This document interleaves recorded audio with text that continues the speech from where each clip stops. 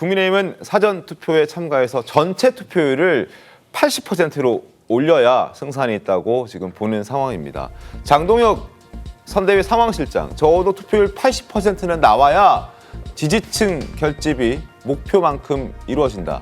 신율 교수도 샤이 보수가 얼마나 투표장에 가느냐가 관건인 투표가 될 것이다. 자, 샤이 보수. 이 샤이 보수가 많이 나왔냐, 안 나왔냐.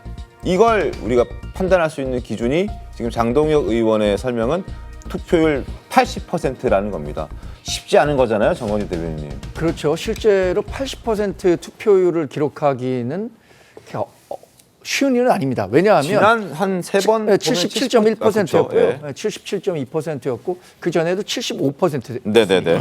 그럼에도 불구하고 이 사전 투표가 이제 제도적으로 문화적으로 자리 잡은 이후에는 대선은 70%대 중반을 훨씬 넘는 투표율을 기록했었기 때문에 80%가 또 불가능한 건 아닙니다. 근데 왜 우리가 80%라는 높은 투표율이 우리 후보 당선에 도움이 될 네. 것이라고 판단하느냐? 이것은 2007년에 정동영 후보가 당시에 이제 진보 진영의 당 후보로 나왔을 때 그때 투표를 해도 이 결과를 뒤집을 수 없다라는 진보 진영 유권자들의 투표 소비 포기 성향이 강해지면서 불과 63%밖에 투표율이 이루어지지 않았습니다. 낮았죠. 네. 이번 선거가 이 12월 3일에 불법 계엄으로 이뤄지고 정권 심판적 성격으로 이뤄지기 때문에 우리 당을 지지하는 사람들로서는 이번 선거 내가 투표해도 질 수밖에 없다. 이런 정치적 효능감을 상당 부분 상실한 상태에서 선거를 치르고 있거든요. 근데 그분들이 투표장에 나오게 되면 높은 네. 투표율을 기록하고 결국에는 그것이 우리 김문수 후보의 높은 득표율로 연결될 것이라고 보는 것이고요. 부산 수영구에서 지난 2024년에 3자 구도로 선거가 치러졌습니다. 장해찬 후보가 우리 당의 공천을 취소됐지만 무소속 후보로 뛰면서 9.18% 얻었어요. 3자 구도에서도 우리 당이 승리할 수 있다라는 확신을 유권자들에게 줘야 됩니다. 네. 정현욱 후보가 그때 51% 얻었고 민주당 후보가 40% 얻으면서 네. 3자 구도에서도 우리 당 후보가 당선될 수 있다는 점을 보여줬기 때문에 높은 투표율, 그러니까 우리 지지자들이 적극적으로 투표장에 간다면 네. 이번 선거가 어렵지만 역전의 가능성은 충분히 살릴 수 있다. 네. 이렇게 판단하고 있는 겁니다. 알겠습니다. 정우철 의원님 말씀하십시오. 네, 3년 전 치러졌던 대선에서 네. 그때 그 대선을 규정하는 단어가 비호감 선거였습니다. 역대급 비호감 선거. 비호감. 네. 그렇다면 3년 후에 벌어지는 이번 조기 대선에서는 네. 그때는 윤석열 대 이재명이었는데 네. 지금은 윤석열이 빠져야 되잖아요. 네. 근데 아직도 윤석열이 빠지지 않고 있어요. 역시 윤석열 대 이재명으로 지고 있는 상황입니다. 그렇기 때문에 국민의힘이 이렇게 힘든 거고요.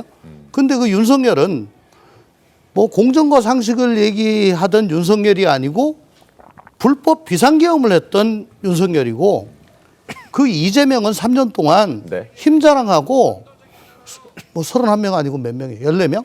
뭐 본인의 주장은 탄핵 소추했던 이재명이고 자기 죄를 스스로 사하는 면소법을 만드는 이재명입니다. 네. 그러면 이번 조기 대선은 뭐냐? 역대급 혐오 대선이에요. 그래서 서로 간에 투표를 할 동인을 지금 찾는 게 중요한 건데 아마 민주당 지지자들은 네. 아니 어떻게 불법 계엄을 옹호하는 사람이 대통령이 될 수 있어. 저건 막아야지. 라고 나갈 거고 국민의힘이나 국민의힘 후보자들은 아니 저렇게 야당일 때도 마음대로 했는데 여당 되면 이제 뭐 도대체 대한민국은 어떻게 되는 거야? 내가 사는 대한민국이 제대로 건설할 수가 있겠냐? 이런 생각으로 서로 간의 포비아로 지금 나가는 거거든요. 네네. 모르겠습니다. 투표율이 그렇게 높아질 것 같지가 않아요. 예.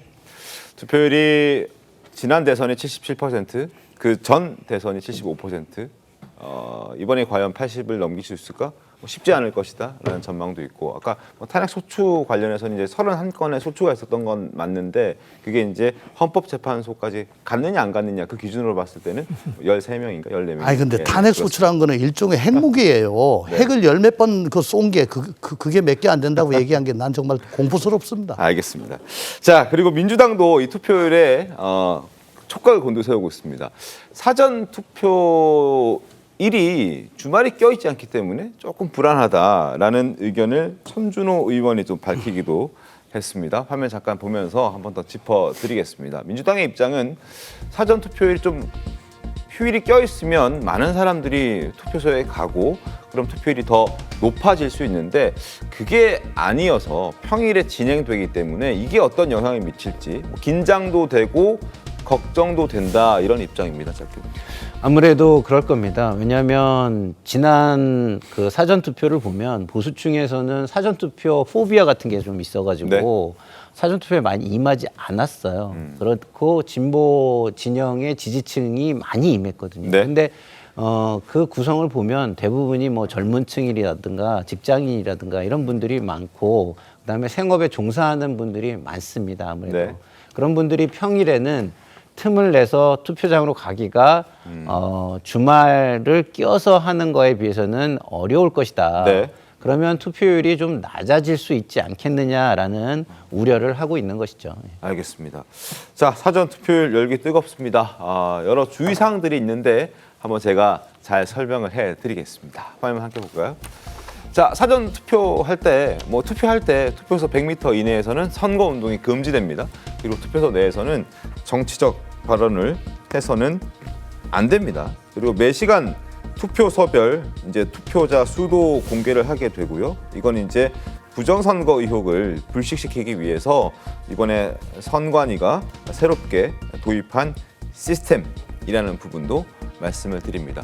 그리고 특정 물품 반입 금지. 이 부분은 뭐냐면 지금 커피 원가 120원과 관련해서 여러 논란이 있었고 그리고 투표 동료 현수막과 관련해서 또 논란이 있었는데 커피를 들고 들어갈 수 있지만 그게 특정 어떤 문구라든지 아니면은 여러 가지 정치적 의사 표현을 위한 그런 물품 그런 의도가 명확해 보이는 것들은 들고 들어가서는 안 된다라는 부분도 한 번 더 말씀을 드립니다.